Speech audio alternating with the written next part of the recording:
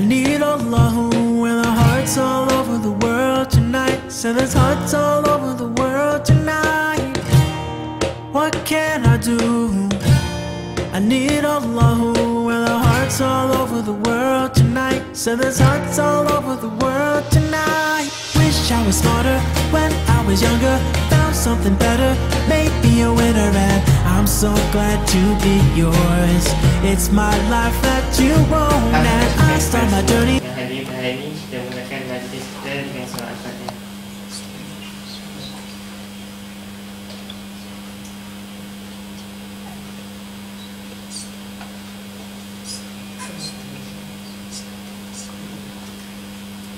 Ada masa saya akan majlis ini kepada saya. Assalamualaikum warahmatullahi wabarakatuh. Alhamdulillah, wassalatu wassalamu ala Rasulillah. Allahumma faqihna fid-din wa 'allimna tawfiqan as-siratal mustaqim. Rabbana zidna 'ilma warzuqna fahma. Amma ba'd.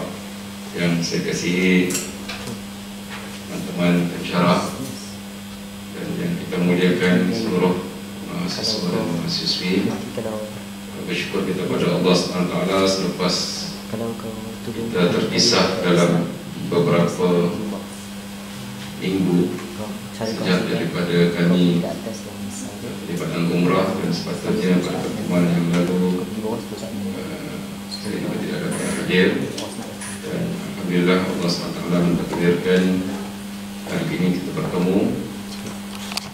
Moga-moga majlis ilmu seperti ini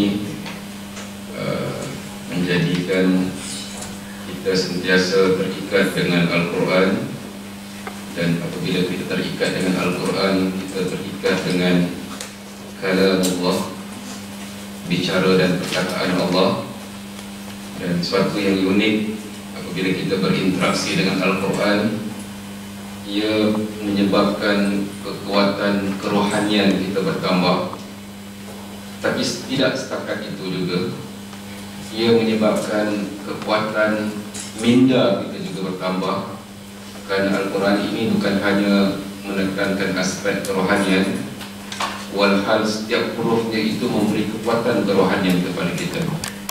Tapi waktu yang sama, Al-Quran ini juga membuka minda kita untuk berfikir, untuk tadabbur, dan malah memberikan kepada kita ilmu, petunjuk yang boleh kita gunakan untuk Al-Furqan, menyebabkan kita dapat membezakan yang mana al-haq, yang mana batil, yang mana baik, yang mana tidak baik, yang mana lebih utama, yang mana terletak kedua, ketiga.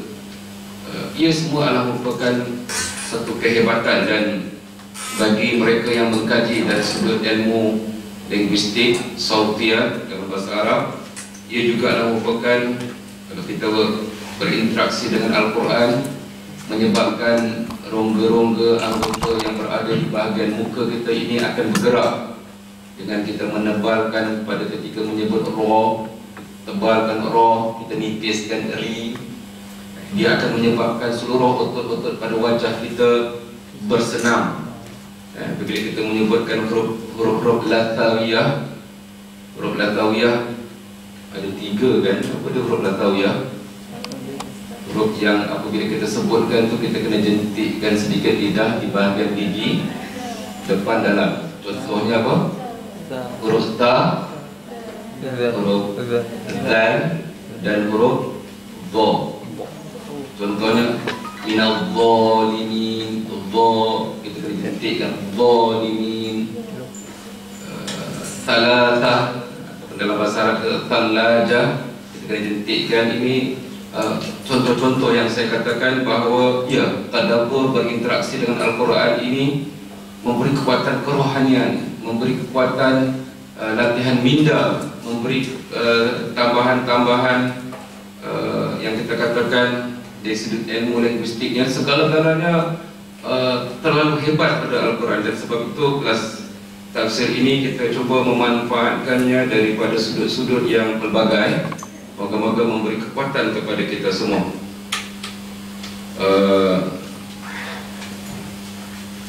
Pada malam ini kita telah memilih ayat 19, 20, 21 daripada surah At-Taubah.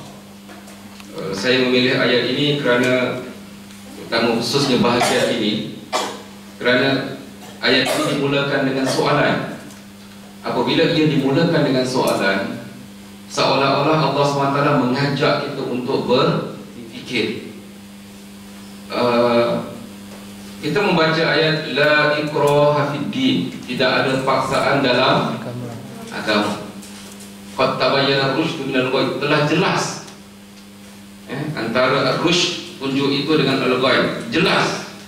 Jadi seolah-olah Allah SWT tidak memaksa, tetapi kehebatannya Allah SWT meminta kita untuk berfikir dan memilih.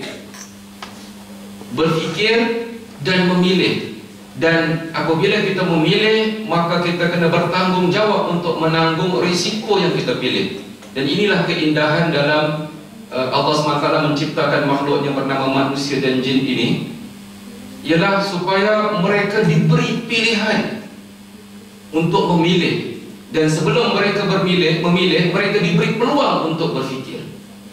Berfikir, membandingkan, menilai.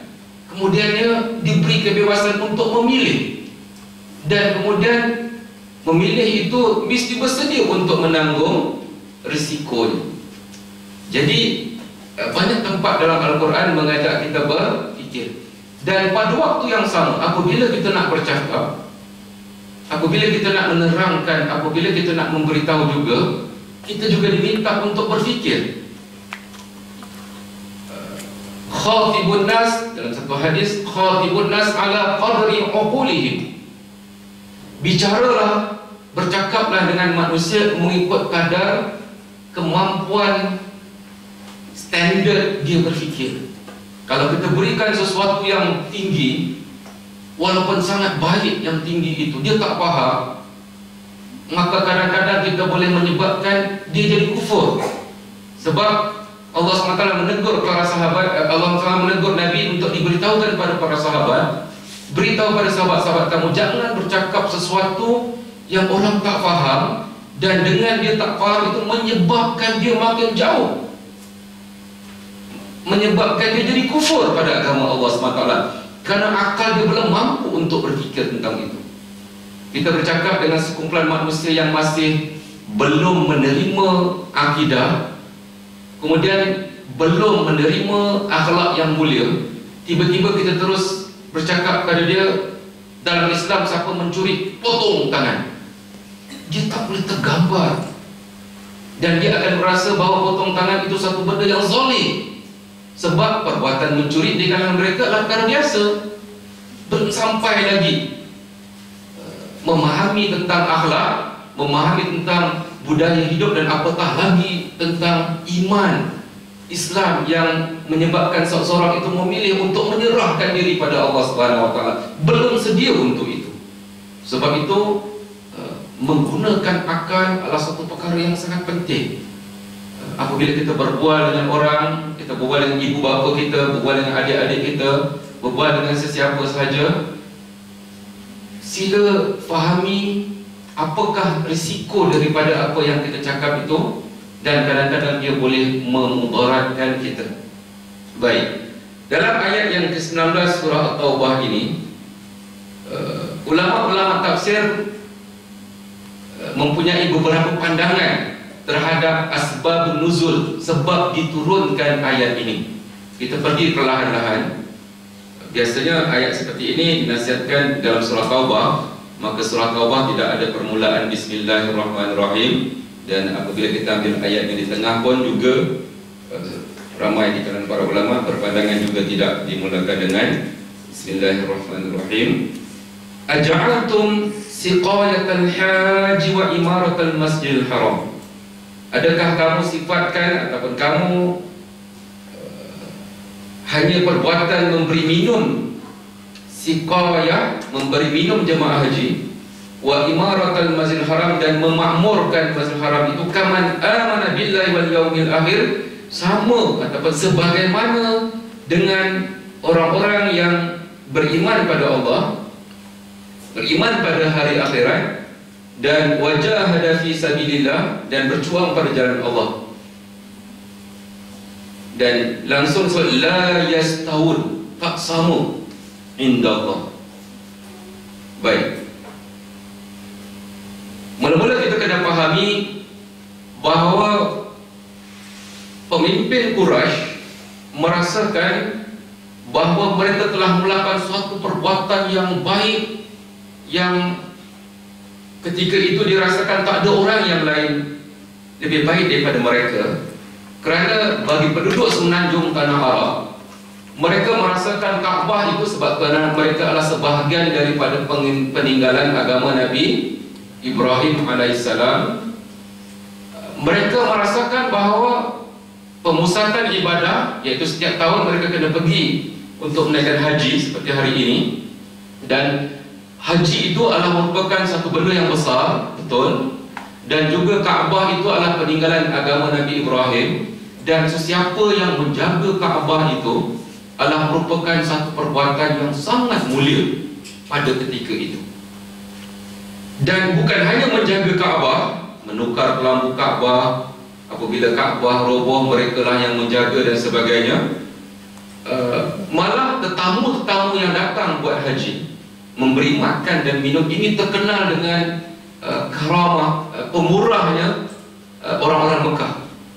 Dan dahsyatnya pemurah mereka itu, sebagaimana yang pernah saya sebutkan, pernah pemimpin Quraisy ini mengharamkan, maksudnya tidak benarkan jemaah haji yang berhimpun ke Arafah sebelum itu tidak dibenarkan untuk menghidupkan kayu api. Maksudnya mereka tidak dibenarkan memasak, kerana urusan makan dan minum ditanggung penuh oleh pemimpin-pemimpin Quraisy. Menunjuk pemurahnya orang-orang Arab Quraisy ini. Mereka dengan kabilah-kabilah mereka bergabung, melayan setiap jemaah haji, mengatur, mengurus urusan minum. Siqayatul hajj wa imaratul masjidil haram ini juga diumpamakan memberi minum kepada jemaah haji dan mengurus, mentadbir urusan-urusan masjidil haram ini, juga merupakan, kalau kita lihat, termasuk as-siyanah wal wiqayah, maintenance dan juga mempertahankan, menjaga yang urusan-urusan yang dikatakan tadi begitu besar. Nah, ulama tafsir ketika membicarakan tentang ayat ini, dia mengajak kita untuk melihat asbab nuzul, sebab-sebab diturunkan ayat itu.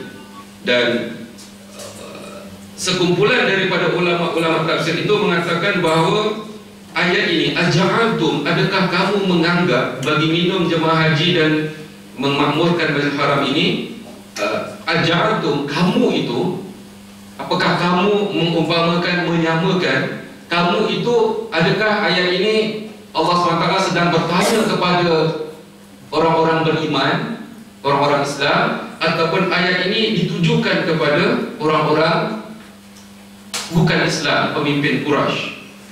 Okey, ada dua pandangan.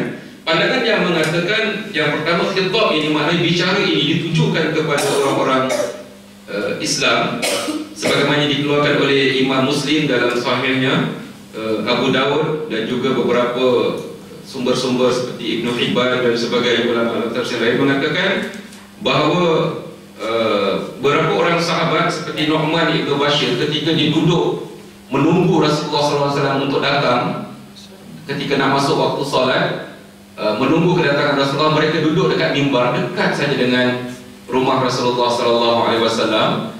Mereka berbual-bual, dan antara perbualan mereka, mereka bertanya sesama mereka, berbual sama mereka, apa amalan yang terbaik yang mereka nak kerjakan. Lalu sebahagian daripada mengatakan bahawa sekiranya aku diberi peluang untuk beramal, aku sangat bercita-cita untuk memberi minum kepada jemaah haji, memberi makan kepada jemaah haji, memberi layanan kepada orang-orang yang menunaikan ibadah haji. Dia mengatakan, aku bercita-cita untuk begitu. Dan yang seorang lagi di kalangan sahabat itu mengatakan, tidak, aku pula merasakan bahawa yang paling besar sekali ialah berjihad pada jalan Allah SWT. Pergi haji, maknanya mereka mula banding-bandingkan dua ibadah yang besar, haji dan jihad itu. Lalu Sayyidina Umar mendengar perbualan itu. Lalu ketika Sayyidina Umar menegur mereka, la tarfa'u aswatakum inda mimbar Rasulullah sallallahu alaihi wasallam. Jangan kamu tinggikan suara ketika berbual dekat mimbar Rasulullah ini, kerana dekat dengan Rasulullah dan akan mengganggu orang dalam masjid dan akan mengganggu Rasulullah SAW. Tunggu sahaja Rasulullah sampai, kerana pada hari itu hari Jumaat, dan ketika itu kau tanyakanlah pada Rasulullah, apakah amalan yang terbaik sekiranya kau nak bandingkan tadi antara apa? Memberi minum jemaah haji, melayani masjid, dengan juga berjihad pada jalan Allah SWT. Lalu disebutkan, diturunkan ayat yang sebagaimana yang kita sedang baca ini, ayat 19, aja'altum siqayatal haji wa imaratal masjidil haram, hingga akhir ayat. Baik, sekiranya kita melihat pandangan ulama tafsir yang lain pula, mereka mengatakan bahawa ayat ini ditujukan kepada orang-orang musyrikin pula. Tadi ditujukan kepada sahabat Nabi yang sedang berbuat. Okey, pandangan yang mengatakan ia ditujukan kepada orang-orang musyrikin, iaitu menceritakan tentang Ibnu Abbas. Dalam tafsir ini menyebutkan bahawa ayat ini turunkan kepada Al-Abbas, maknanya bapa dia sendiri, iaitu ketika Abbas ditahan dalam peperangan Badar, menjadi tawanan. Mereka terdengar yang Sayyidina Abbas, kemudian yang kita panggil Abbas, Abbas ini bin Abdul Muttalib ini seolah-olah bercakap dengan sahabat-sahabat Nabi. Dia kata bahawa la in kuntum sabaqtumuna bil Islam, kalau kamu menyangka yang kamu ini masuk Islam lebih awal daripada kami dan kemudian berjihad, sesungguhnya kami pemimpin Quraisy telah memakmurkan Masjidil Haram, bagi makan kepada jemaah haji, dan juga menolong orang-orang yang susah di Mekah dulu. Kami lebih melakukan amal lebih baik daripada apa yang kamu buat sekarang ini. Kami lebih dulu buat benda-benda itu. Lalu turunlah ayat aja'altum siqayatal hajj wa imaratal masjidil haram, ayat ini. Seolah ayat ini menempelak apa yang disebutkan oleh Abbas bahawa memberi minum jemaah haji dan juga memakmurkan Masjidil Haram itu lebih baik daripada beriman pada Allah, berjihad, dan juga sebagaimana disebutkan berhijrah, sebagaimana disebutkan itu. Jadi ada dua pandangan yang besar. Ada juga satu pandangan yang menunjukkan bahawa ayat ini ditujukan ataupun perbualan antara orang-orang Mekah, Quraisy, orang musyrikin Mekah dengan orang-orang Yahudi. Sebab musyrikin Mekah ini cuba membuat hubungan dengan orang-orang Yahudi, lalu membandingkan, mengajak orang Yahudi, bertanya pada orang Yahudi, antara orang-orang yang mengaku menjadi pengikut Muhammad ini, nak banding dengan kami yang buat kerja macam ni pada Kaabah, mana lebih mulia? Dan orang-orang Yahudi mengatakan, tentulah kamu pemimpin Quraisy, iaitu musyrikin Mekah, lebih mulia daripada Muhammad dan pengikut-pengikutnya yang mendakwa begini-begini. Lalu diturunkan ayat itu. Baik, bagi kita apa sahaja yang disebutkan oleh ulama-ulama tafsir ketika cuba meninjau apakah sebab nuzul ayat ini, ya biarkan mereka begitu. Tapi sekurang-kurangnya kita fokus kepada erti ayat itu sendiri, iaitu Allah SWT mengajak kita berfikir tak sama ya orang yang berjihad dan berdakwah dengan orang yang memberi minum, guru yang mengajar kuliah tafsir. Tak sama. Jazakallah. Ya. Soalannya tadi, aja'antum, adakah kamu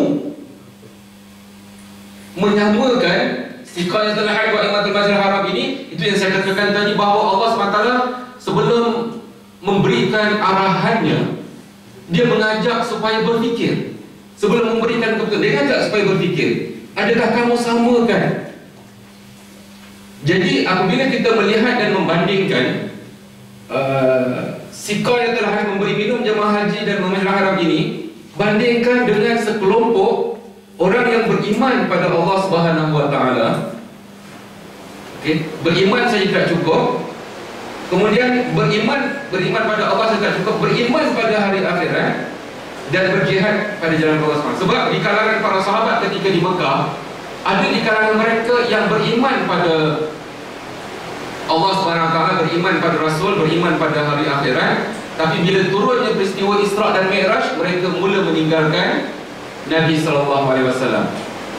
Di Mekah juga apabila diminta untuk beriman pada Allah, mereka beriman. Diminta untuk beriman pada akhirat, mereka beriman. Tetapi bila diminta untuk berhijrah, meninggalkan tanah air, iaitu bersusah payah berjihad, meninggalkan harta benda, pindah, mereka tak sanggup. Ada orang yang begitu. Sekarang ini Allah SWT mencantumkan dia satu set: beriman pada Allah, beriman pada hari akhirat. Kenapa pula ibadah bising? Mic ni tak dapat lawan suara angin gitu kan? Saya tak, sebab tak menghadap saya pun. Kalau antum pasang terganggu kan? Kalau tak, saya rasa pasang tak ada masalah kan? Suara mic saya, suara kuat ni. Cuma saya sedang berfikir membandingkan apakah kesan pasang dan tak pasang. Sebab Islam ni mengajak kita berfikir kan? Kenapa anda biarkan tadi, kemudian anda on dan anda tutup balik? Manusia mengajak berfikir. Baik. Jadi seolah-olah dia mesti satu set: beriman pada Allah, beriman pada hari akhirat, dan mesti dibuktikan dengan wajahadah dan berjuang pada jalan Allah Subhanahu wa taala. Okey, tiga ini tidak boleh dipisahkan. Nah, tiga ini dibandingkan dengan apa? Dibandingkan dengan dakwaan sekumpulan pemimpin. Dan ketika mereka melayan jemaah haji dan juga memberi minum, mengurus makan dan juga memakmurkan masyarakat, ketika itu mereka berada dalam keadaan mensyirikkan Allah Subhanahu wa taala. Jadi berarti perbandingan ini bukan hanya membandingkan tentang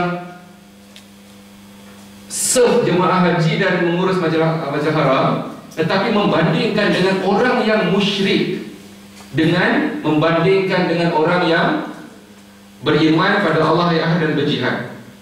Jadi bukan hanya menceritakan pasal amalan melayan jemaah haji dan haram, tetapi di sebalik melayan jemaah haji itu dan memakmurkan masjid haram itu, sebenarnya ketika mereka buat benda itu, mereka berada dalam keadaan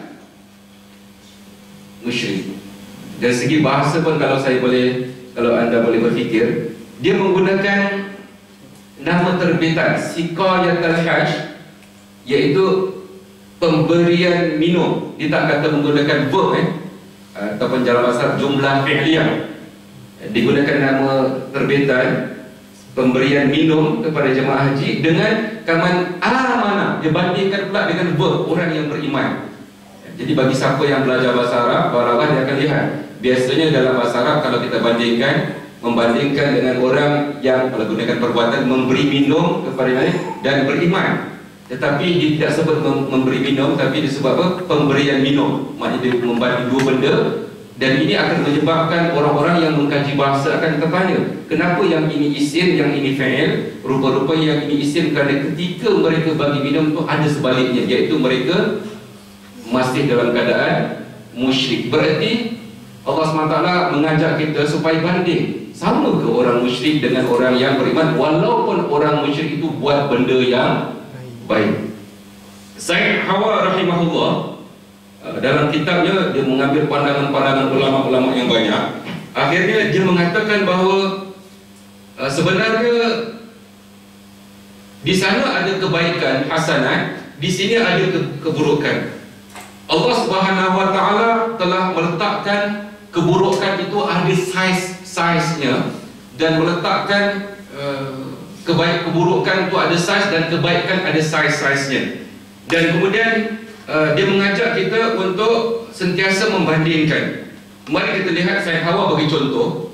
Dia kata, cuba lihat, fasyirku akbar minar riba. Perbuatan syirik lebih buruk dan lebih terkutuk daripada aktiviti riba. Dibandingkan riba pula akbar minaz zina. Betul ke riba dengan zina Riba lebih teruk. Betul. Sebab orang yang terlibat zina itu bagaikan berzina dengan ibunya sendiri. Jadi dia mengatakan bahawa riba itu lebih teruk daripada zina. Sebab zina itu adalah perbuatan pribadi yang tersembunyi. Yang perbuatan itu terkutuk sebab kita sedang bandingkan antara sayiat, benda tak baik dengan tak baik.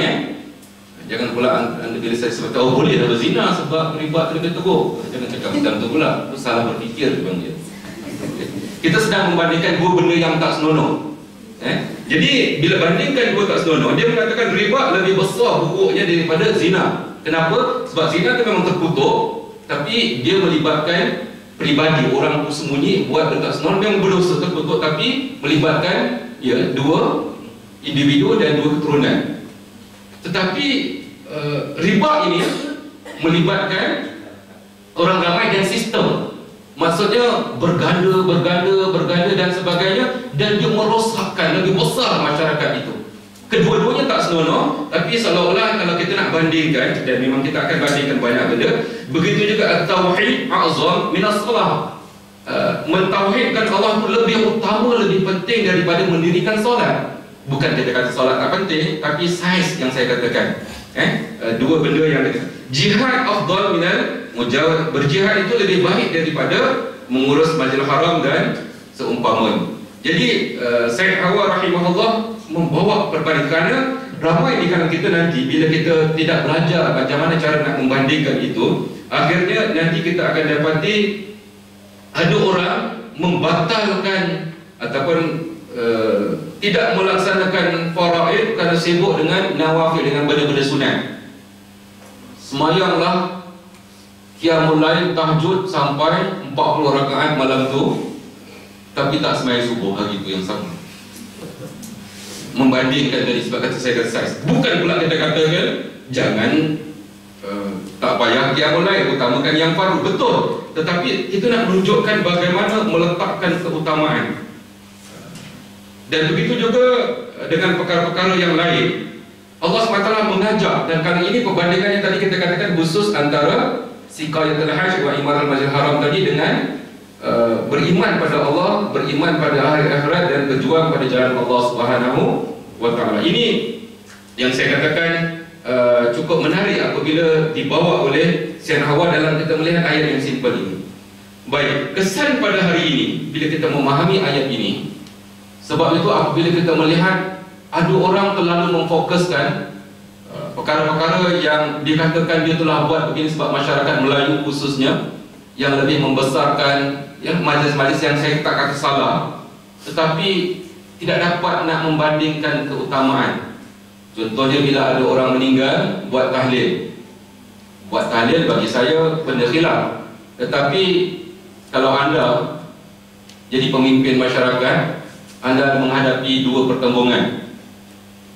Nak pergi tahlil yang buat 7 hari 7 malam tu, 7 malam turut-turut, dengan nak menghadiri usrah, mana nak diutamakan? Sudah.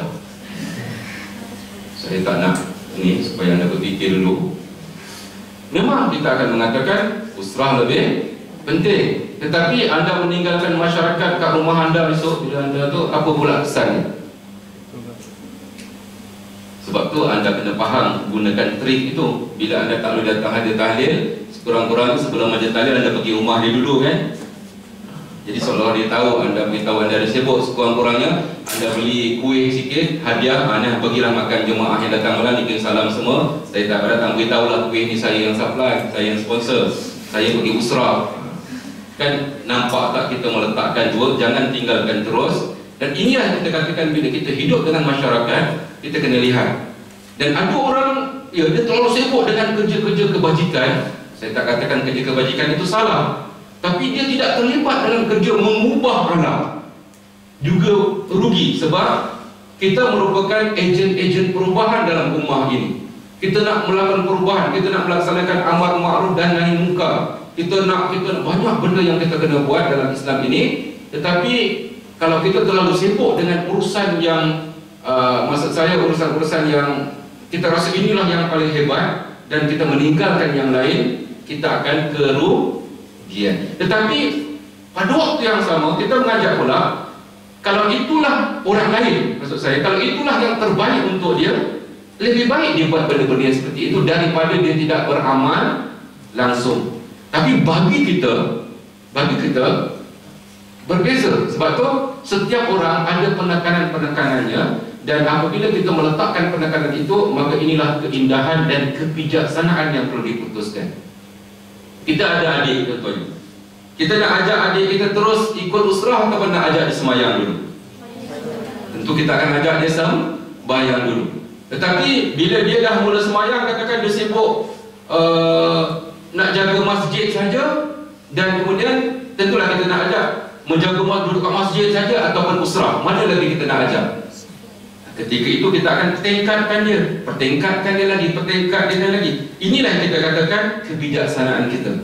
Dan sebab tu apabila kita memahami kebijaksanaan ini, membanding-banding macam tu, maka inilah yang kita katakan, Syed Hawa mengatakan ayat-ayat yang seumpama ini merupakan ayat-ayat yang mengajak kita berfikir, mengajak kita menilai yang mana dikatakan prioriti, keutamaan untuk sebuah gerakan Islam, keutamaan untuk sebuah universiti seperti CCMS, keutamaan untuk seorang individu. Jadi masing-masing ada keutamaan, dan sebab itu saya Hawa ketika dia kata membandingkan saiz amal itu dengan keperluan tertentu adalah merupakan satu benda yang sangat penting, dan dia bawa ayat ini sebagai satu bukti. Bagi orang musyrik yang membesar-besarkan diri itu, dia mempunyai penekanan yang berbeza ketika berhujah dengan mereka. Baik, dalam ulama tafsir juga melihat kisah ini apabila dikaitkan dengan Al-Abbas tadi, ketika pembukaan Mekah dan beberapa detik sebelum itu, ketika bapa saudara Nabi ini, kerana ada beberapa riwayat dalam sejarah merupakan sebenarnya Abbas ini dah masuk Islam lebih awal daripada ketika dia mengisytiharkan dia masuk Islam.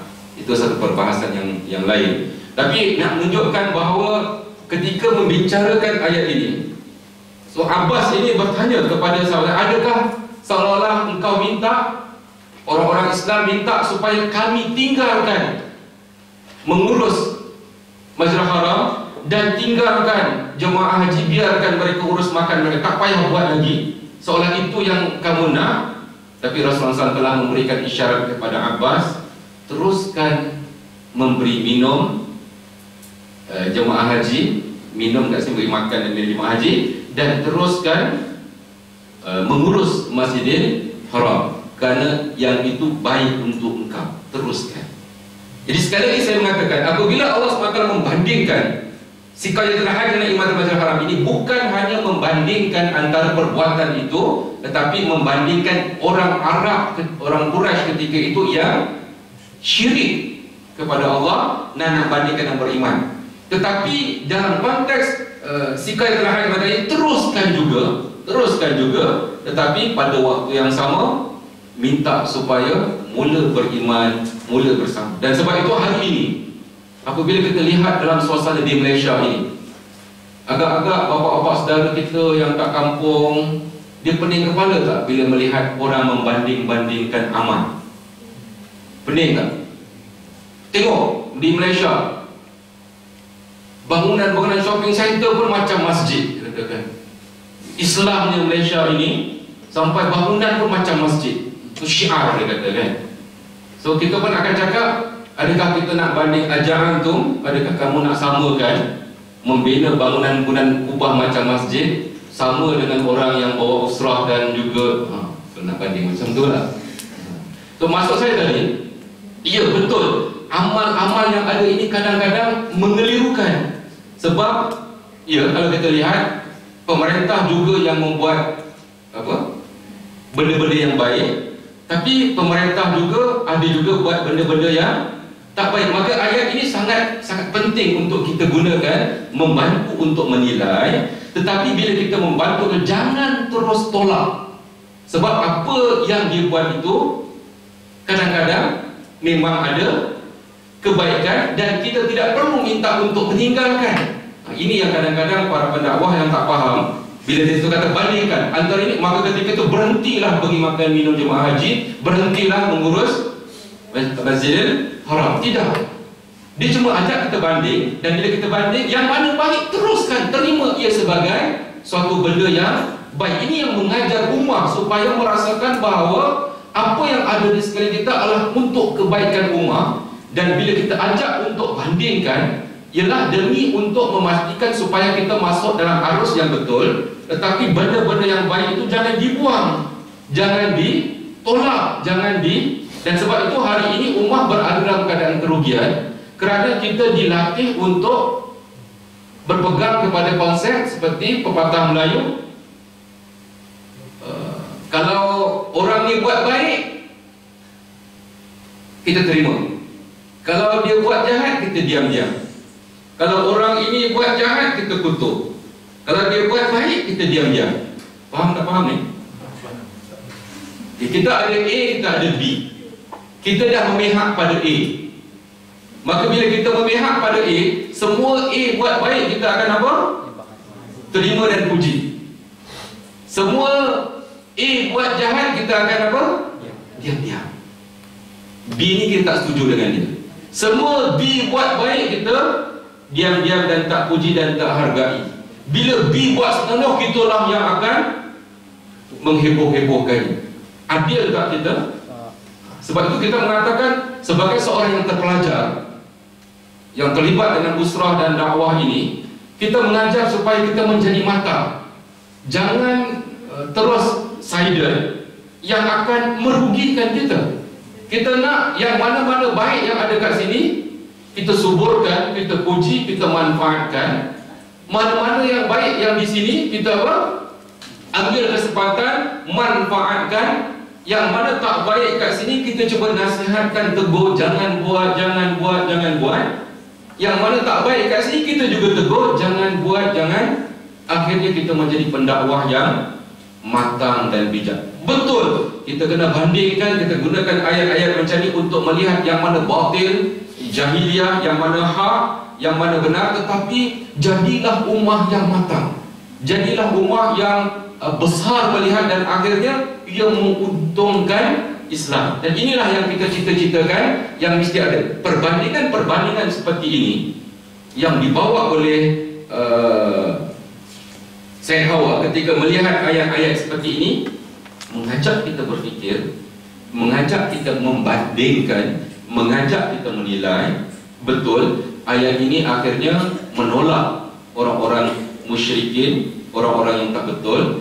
Tetapi amalan itu bukan amalan yang salah. Yang salah ialah syirik yang mereka bawa.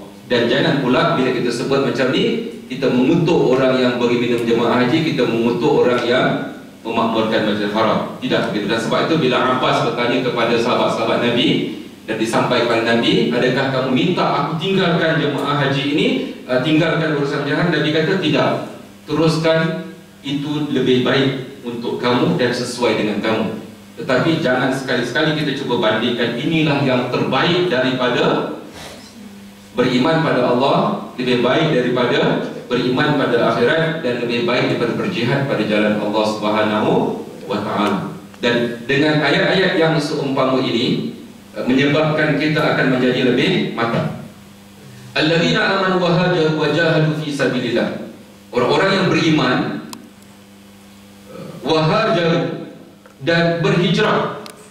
Sebab hijrah ini memerlukan pada pengorbanan. Dan wajahadu, dan berjihad. Pengorbanan ini banyaknya apa yang ada pada kita, kita hilangkan. Itu pengorbanan. Tapi jihad, kita memberikan untuk memperkukuhkan sesuatu itu, dia lebih besar lagi. Dia tidak boleh pisahkan antara tadhiyah, pengorbanan, dengan jihad. Tapi jihad dan tadhiyah ini lebih kepada kita kerugian. Kita merasakan rugi, kita kehilangan kerana kita mengutamakan sesuatu. Dalam konteks ini mengutamakan Allah dan Rasulnya, kita akan merasa kehilangan tadhiyah. Dan yang berjihad itu kita memberikan sehingga kita mengorbankan peringkat yang lebih besar lagi. Jadi beriman pada yang kita katakan package tidak boleh berpisahkan. Beriman tidak cukup hanya beriman, dan dia mesti dibuktikan dengan wahajaru. Berhijrah makna berkorban, dan akhirnya wajahadu, dan terus berjihad pada jalan Allah. Dan kita jihad tadi dengan apa? bi amwalihim wa anfusihim, dengan harta kita, dengan masa kita. Anfusihim ini bagaimana dalam tafsir dalam surah As-Saff yang kita sebutkan, anfusihim ini dengan diri kita. Diri kita ini termasuk dengan apa? Masa kita. Kerana masa itu adalah sebahagian daripada kita, sebahagian daripada kehidupan kita. A'dhamu darajatan, begitu tinggi darjatnya indah di sisi Allah. Wa ulaika humul faizun. Kita akan merasakan bahawa bila melaksanakan ibadah ataupun terlibat dengan ibadah haji, besar pahalanya, betul, kerana ibadah yang agak unik. Tetapi sebenarnya kesemuanya itu tidak sama dengan orang yang beriman pada Allah dan orang yang berjihad pada jalan Allah SWT. Kerana orang yang mengerjakan ibadah haji berlazat-lazat ketika menikmati, memandang Kaabah dan sebagainya, itu betul dapat pahala, dapat kekuatan. Tapi itu kelazatan untuk diri dia dan Allah Subhanahu Wa Taala. Tetapi beriman pada Allah dan berhijrah dan berjihad pada jalan Allah ialah satu usaha untuk membina. Sebab Nabi SAW berhijrah ke Madinah bukan hanya bererti hijrah meninggalkan, lari daripada tekanan-tekanan di Mekah, tapi berhijrah itu membawa maksud menerima Madinah, membina Madinah, membangunkan Madinah, dan sehingga Madinah menjadi sebuah negara contoh, negara khilafah, dan ini melibatkan orang ramai. Dan sebab itu agama ini bukan hanya khusus untuk ibadah-ibadah khusus sahaja. Ibadah-ibadah khusus itu akan menyediakan individu untuk dia keluar supaya dia jadi kuat melaksanakan ibadah-ibadah umum yang sangat besar, mengurus negara, mentadbir, mengembangkan dakwah ke kabilah-kabilah Arab yang lain. Ini semua adalah perkara-perkara yang besar, yang kita katakan a'dhamu darajatan indallah, merupakan sangat hebat, azim, sangat besar standardnya di sisi Allah SWT. Wa ulaika humul faizun, itulah orang-orang yang berjaya.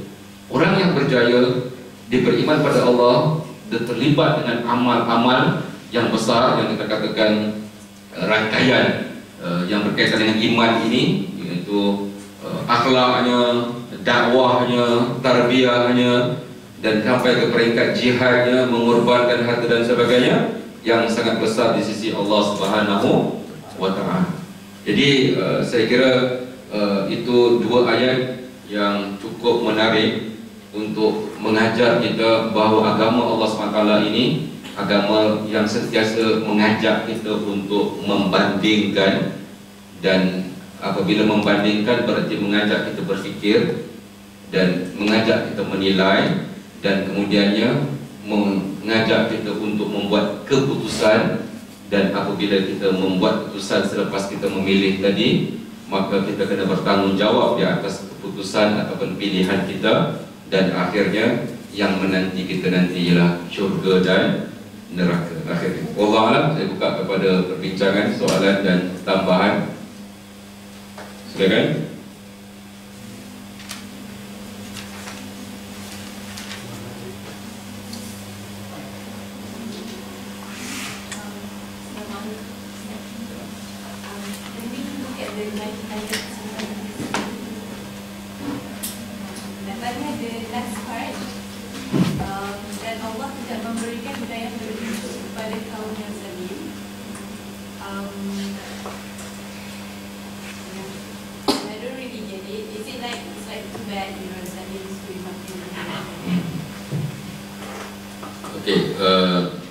Saya rasa saya pernah membicarakan tentang ayat ini.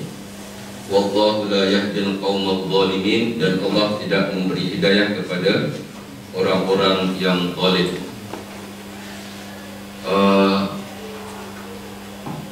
Unsur akhaka zaliman au mazluman, tolonglah saudara-saudara kamu yang zalim dan dizalimi. Sahabat-sahabat kata yang dizalimi kami fahamlah. Seorang yang kuat pukul yang kecil. Siapa yang dizalimi?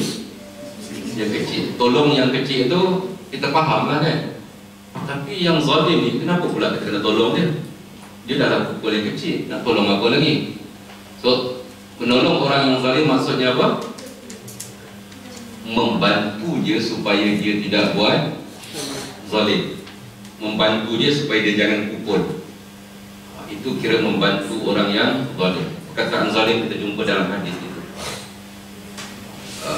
Nabi Yunus alaihissalam bila dia berzikir dalam perut ikan itu, apa zikirnya? La ilaha illa anta subhanaka inni, ya, tidak ada Tuhan melainkan Allah, Maha suci Engkau, yang sungguhnya aku ini terdiri daripada orang-orang yang zalim. Kenapa Nabi Yunus dikata zalim? Sebab disebutkan dia telah melakukan dosa. Apakah yang dikatakan dosa? Yang dikatakan dosa Nabi Yunus itu kalau nak bandingkan dengan kita, malu kita. Nabi Yunus dikatakan dalam kitab tafsir, dia sebenarnya bukan meninggalkan dakwah. Dia diminta untuk berdakwah pada satu kaum, tetapi dia merasakan kaum itu tak sesuai dan dia nak berdakwah pada kaum lain. Terlintas dia nak meninggalkan dakwah itu, dia telah melakukan satu kesalahan, dan apabila dia masuk dalam perut ikan, dia mengiktiraf kesalahan itu, dia mengatakan dia zalim. Meninggalkan dakwah adalah dikirakan apa? Zalim. So kalau ada di kalangan kita yang terlintas nak tinggalkan dakwah, kita dikira apa? Dah puas aku ikut Usrah ni, jemu betul lah. Masuk tahun 5 ni tak payah lah ikut Usrah, pernah daripada tahun 1 lagi ikut Usrah. Terlintas itu dikira zalim. Baik-baik kita telan dengan ikan. Pergi kat terendak kan telan ikan. Baik, perkataan kita jumpa lagi perkataan zalim kat situ. Okey, berarti mencela diri, minta Allah SWT ampunkan kita kerana kita telah melakukan kesalahan itu adalah zalim. Kenapa dikatakan Allah tidak memberi hidayah pada zalim? Orang yang zalim ini dia memilih. Nabi Yunus tadi memilih untuk meninggalkan dakwah. Dia memilih itu kesalahan dengan sengaja memilih. Sebab memilih itu sengaja atau tak sengaja?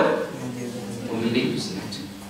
So dalam ayat-ayat yang kita jumpa, yang Allah SWT mencela dan menyebutkan wallahu la yahdil qawmal zalimin, menggambarkan kepada kita apabila kita diberi pilihan. Awal kuliah saya sebutkan tadi, kita diberi pilihan kan, suruh menilai, suruh berfikir, kemudian suruh membuat keputusan, suruh memilih kan. Apabila kita memilih benda-benda yang tak betul, kita adalah dikira apa?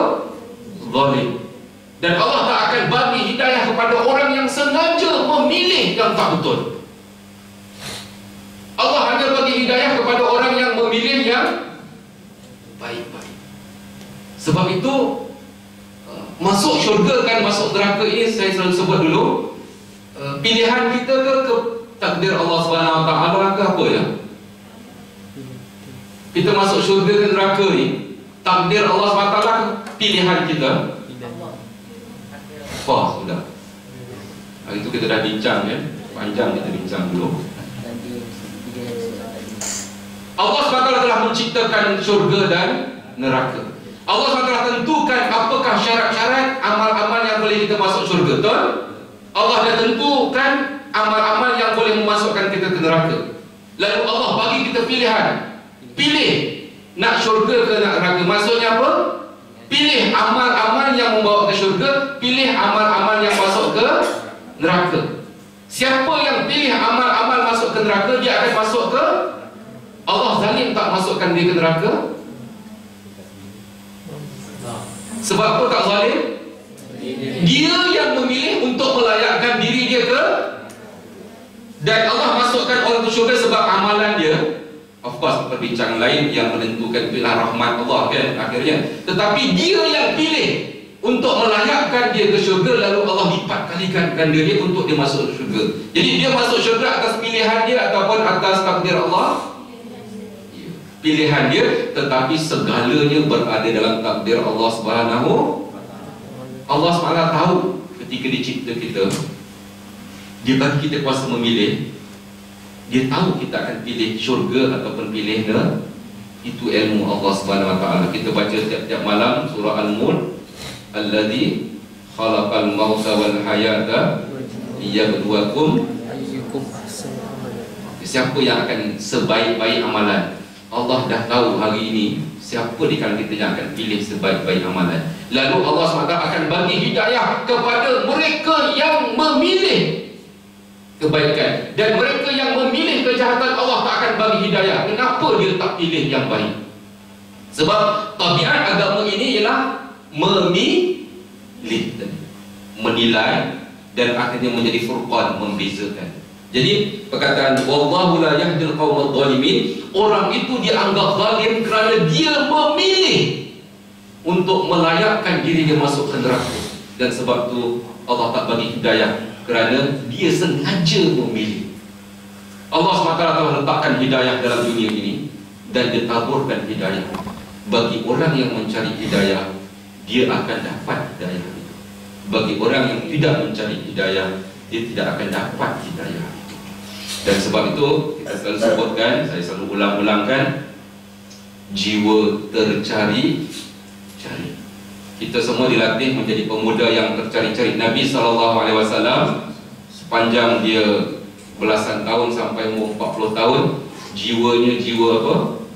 Jiwa tercari-cari. Sehinggalah ketika di Gua Hira itu dia tercari-cari lagi, dan Allah hantarkan Jibril untuk menemukannya dengan Allah melalui ayat yang pertama itu.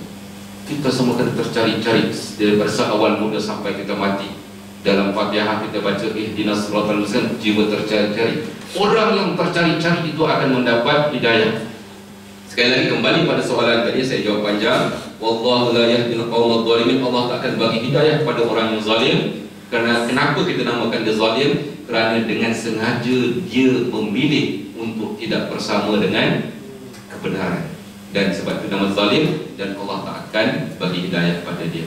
Allah hanya bagi hidayah kepada orang yang memilih untuk mencari kebaikan itu. Adakah terjawab soalan? Ya. Pak, ada mau tambah? Profesor kita yang kita kasihi, silakan bagi mic pada dia. Tak sah kalau Bapak tak tambah. Assalamualaikum warahmatullahi wabarakatuh. Karena diminta, jadi saya bolehlah bahasa Jawanya cawe-cawe. Tadi memang betul kita harus memilih, tetapi memilih tentu harus ada batas waktu. Nah, di sini di ayat nomor 2 disebutkan bahwa sebetulnya at-taubah itu adalah pernyataan pemutusan ikatan janji antara Allah dan Rasul terhadap kaum musyrikin yang sebelumnya sudah perjanjian. Lalu dikatakan bahwa diberikan waktu selama 4 bulan untuk memutuskan. Ayat nomor 2, Pak. Nah, itu satu. Yang kedua, kalau boleh saya menambahkan, saya mau izin, kenapa tidak dimulai dengan bismillah? Karena tafsirnya bahwa surat bismillah itu adalah mengandung arti damai, sedang surat ini adalah pengumuman perang total sesudah pemutusan hubungan perjanjian dan musyrik, para musyrikin. Dan kemudian kalau boleh diizinkan pula, bahwa ini kan tadi cuplikan beberapa ayat, sebutnya at-taubah itu mempunyai 3 makna pokok. Yang satu iman, yang kedua munafik, yang ketiga musyrik. Itulah sebab. Tapi kita medis sebetulnya kalau mempelajari ini dengan sesungguh-sungguhnya, itu bisa diimplementasikan kepada kehidupan cendekia dari kedokteran begitu. Jadi kalau misalnya Bapak Ustadz yang ahli dalam masalah Quran ini, lalu kita mempelajari Quran dan mengimplementasikan di dalam sains kedokteran, itu akan mencapai kesempurnaan. Itulah yang saya maksud, kalau boleh, karena saya diminta. Terima kasih. Assalamualaikum warahmatullahi wabarakatuh. Tentu surat Taubah ini dia mempunyai 129 besar pengisiannya. Tetapi kita cuma memilih ayat yang ke-19 dan 20 tadi, dan khusus dalam konteks saya nak mengajak berfikir. Tapi kalau kita lihat dalam surat Taubah ini, dia panjang sebab ketika kalau kita lihat bagaimana surah ini diturunkan, iaitu apabila Allah SWT, apabila Rasulullah SAW telah buat perjanjian selepas pembukaan Mekah, seolah-olah masih membenarkan lagi orang-orang yang musyrik, sebab Islam ini tidak paksa mereka. Sebab Fathul Makkah, orang-orang musyrik dah tak perang lagi, mereka menyerahkan diri, dan Rasulullah tak paksa mereka masuk Islam. dan masing-masing membenarkan mereka lagi untuk berada dalam Mekah.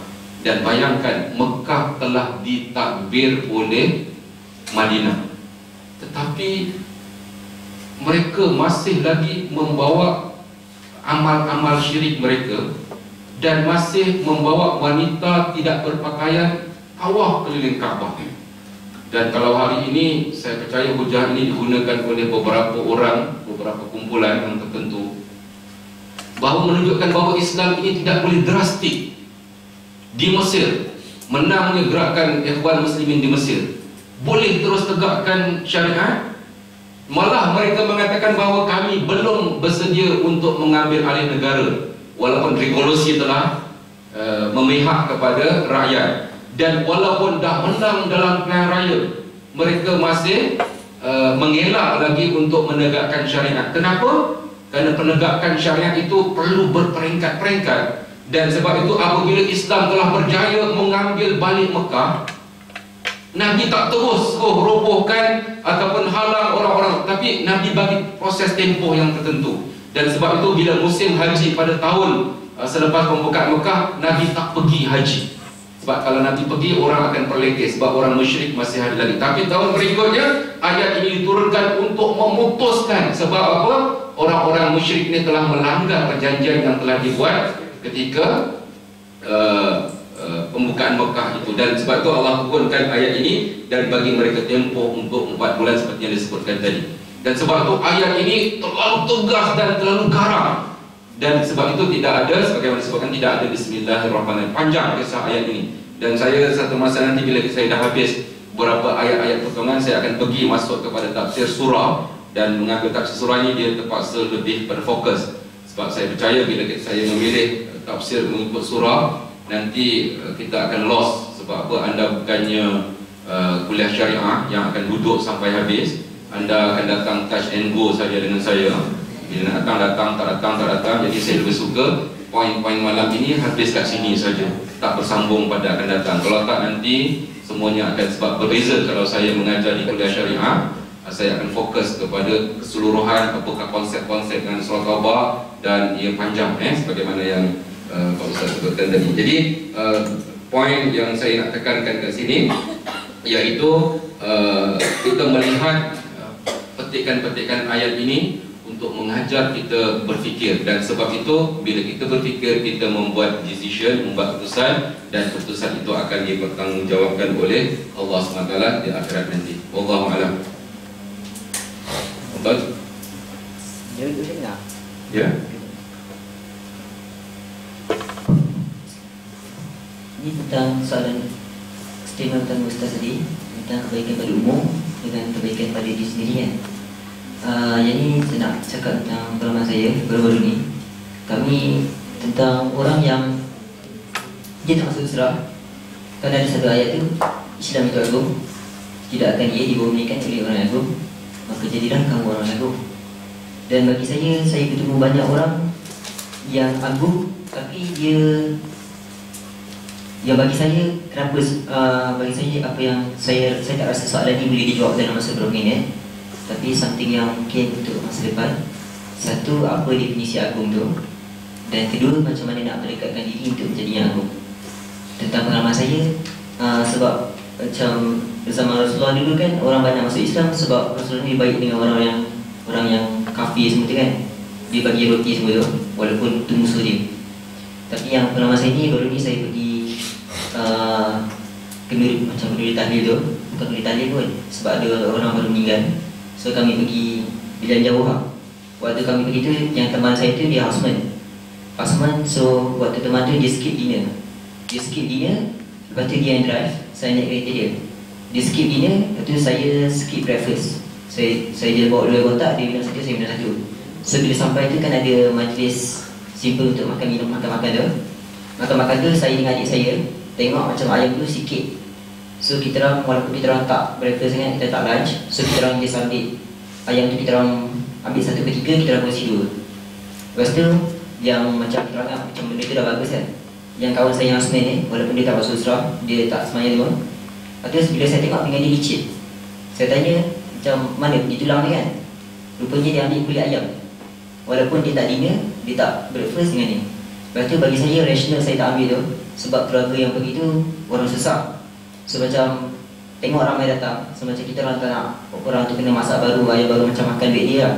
So parents saya bagi keluarga yang meninggal ni bagi sikit duit lah. Yang laki ni pun saya tahu confirm dia bagi, cuma dia tak beritahu lah.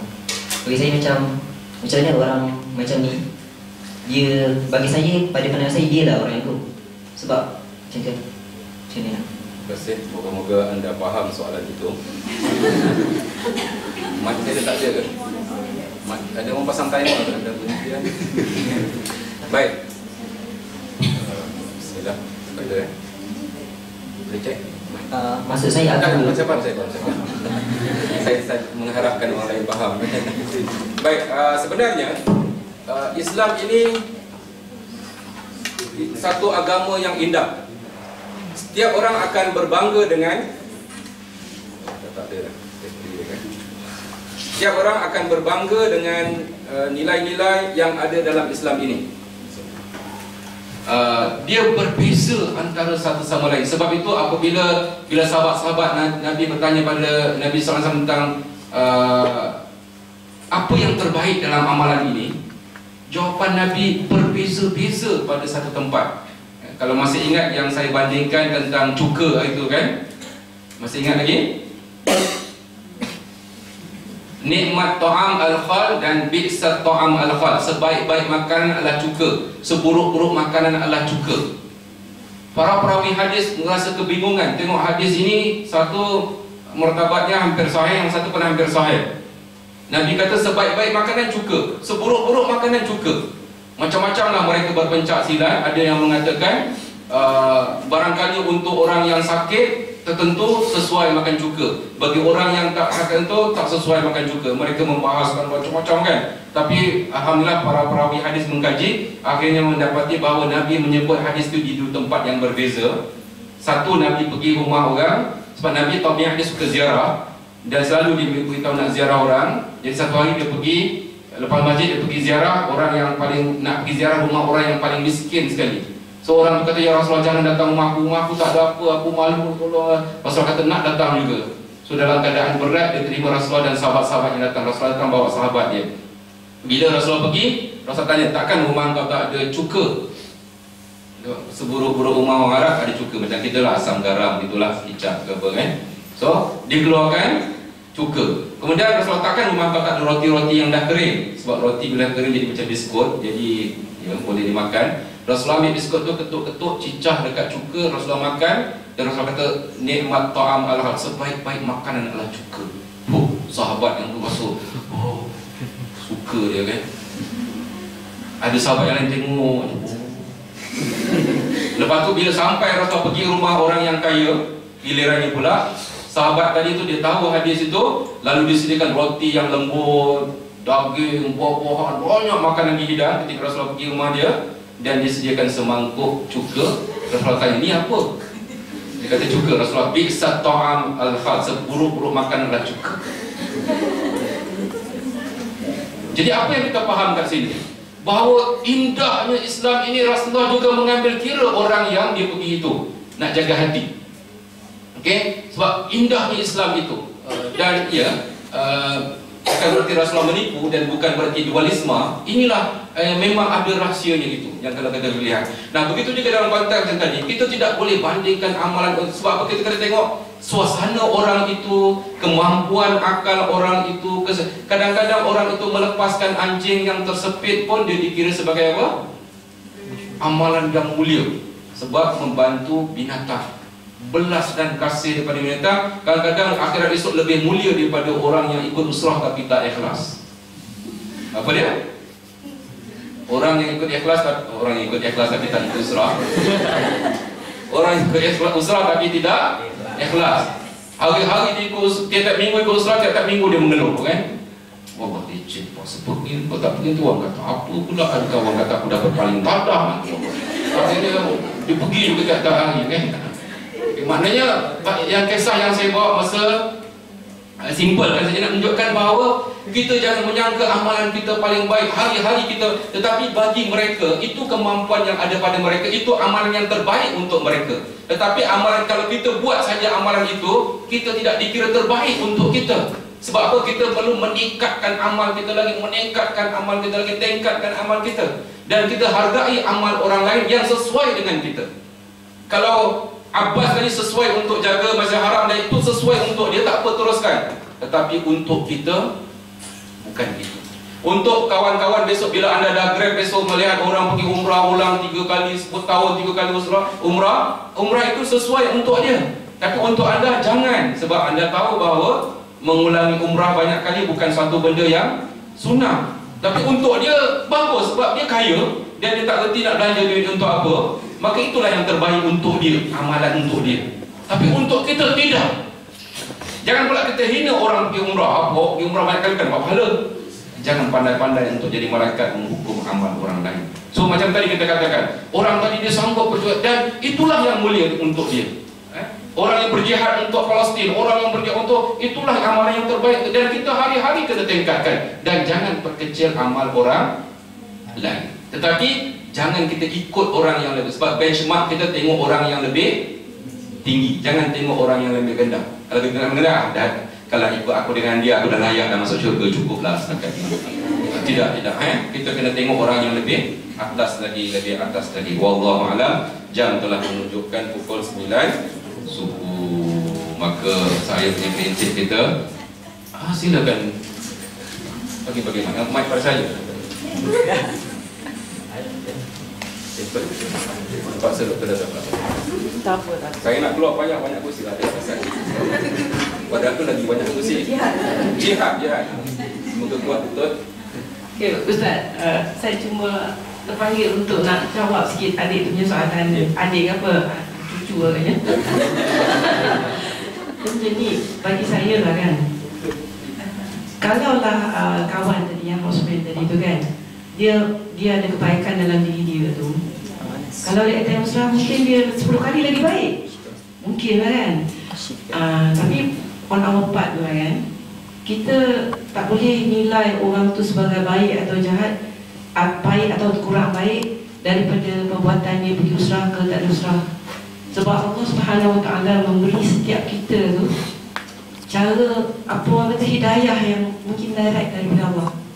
Kita tak tahu, dia tak pergi usrah tetapi mungkin dia selalu dengar kat TV, kat radio ke, ataupun dia punya amalan harian tu dia ada bercampur dengan orang-orang yang jadi usrah bagi dia, walaupun tak official dan tidak secara orang kata rutin.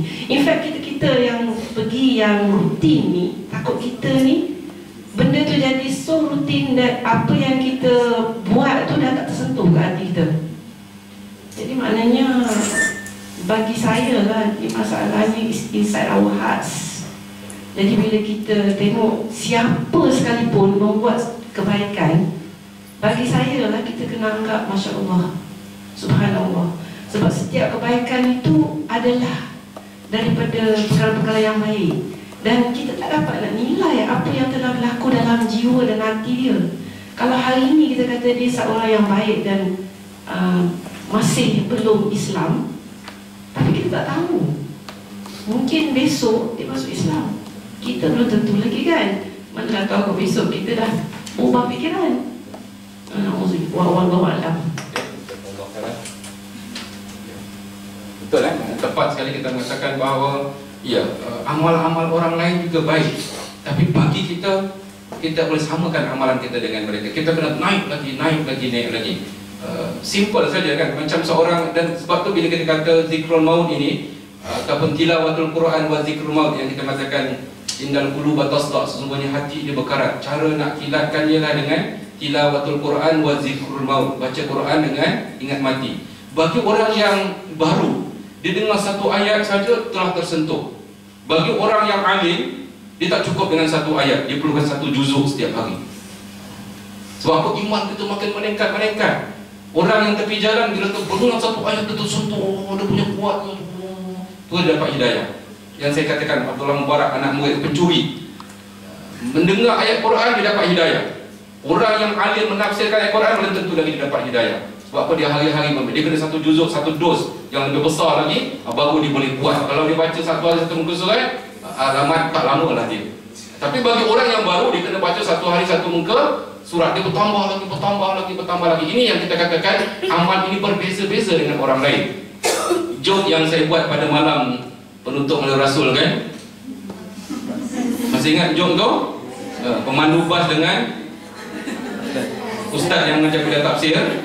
Okay? Ustaz tu dia ceramah sana mengingatkan orang, tapi sebenarnya dekat akhirat orang tak rasa dia mengingatkan Allah. Orang lebih rasa pemandu bas yang tak niat pun nak mengingatkan orang pada Allah, tapi oleh kerana pemandu bas tu bawa laju, dia brake tu orang kat dalam tercampak, astagfirullahalazim, astagfirullah, la ilaha illallah, brake, la ilaha brake, astagfirullah. Dalam bas tu penuh dengan zikir. Sebab tazkirah daripada pemandu tadi. Walaupun dia tak niat nak pergi tazkirah dalam bas itu. Yang ustaz kali hari-hari buat kuliah, buat tafsir, dia tak perasan yang dia sedang buat tazkirah. Jadi berarti nak menunjukkan Allah ini yang akan kita masuk syurga esok bukan kerana amal kita yang akan masuk kita memasukkan kita syurga, lah kenapa? Rahmat Allah. Dan kita orang yang dapat rahmat ni bila kita ikut usrah. Agaknya kalau kita berhenti ikut usrah, rahmat Allah tak datang pada kita. Tapi bagi dia, itu rahmat Allah. Dan kita cuba untuk pertingkatkan orang lain, mengajak orang lain. Tapi bila belum sampai masa dan tak sesuai, jangan hina amalan orang lain. Dan kita teruskan amal kita dan tanggungjawab yang diperintahkan Allah kepada kita. Okey, jangan menunjukkan 9.20. Saya mengharapkan supaya kita amanah dalam berhenti dan amanah juga dalam bermula. Kalau dikatakan jam 8, maka jam 8 dah kita mulakan. Yang moga-moga kita diberkati Allah. Subhanallahumma wa bihamdika asyhadu an la ilaha illa anta astaghfiruka wa atubu ilaik. Wabillahi taufiq wal hidayah. Wassalamualaikum warahmatullahi wabarakatuh. Depannya ada tabung jihad Palestin kerana pada minggu ini insya-Allah pada 30 hari bulan ada sepasukan daripada seluruh dunia akan berhimpun ke Jordan, ke Amman, dan mereka akan beramai-ramai berarak menuju ke sempadan yang membawa ke arah Masjidil Aqsa, dan mereka akan beramai-ramai di situ untuk menunjukkan mereka berniat untuk masuk ke Masjidil Aqsa. Tetapi sekiranya tentera Jordan halang mereka, mereka akan berhenti dari berarak itu. Sekiranya tentera Jordan membenarkan mereka melepas sempadan, mereka akan bertemu pula dengan komando Israel dan melihat apa yang akan terjadi. Tapi sekurang-kurangnya mereka membawa mesej bahawa penduduk dunia sedang berusaha untuk menuju ke Masjidil Aqsa dengan apa cara sekalipun. So untuk itu saya ingatkan supaya kita sentiasa teringat kepada perjuangan Palestin, dan bagi mereka yang berkelapangan pada 30 hari bulan hari Jumaat, bolehlah beramai-ramai ke stadium melawati di Shah Alam untuk meramaikan aktiviti GMJ, Global March to Jerusalem. Dan moga-moga melihat suasana itu akan mengingatkan kita pada perjuangan Allah. You just look right, you see the signs. We can't keep hiding from the truth and let it take us by surprise. Protect us in the best way, guide us every single day. Keep us close to you until the end of time. You created everything, we belong to you. Ya Rabb, we raise our hands, forever we thank you.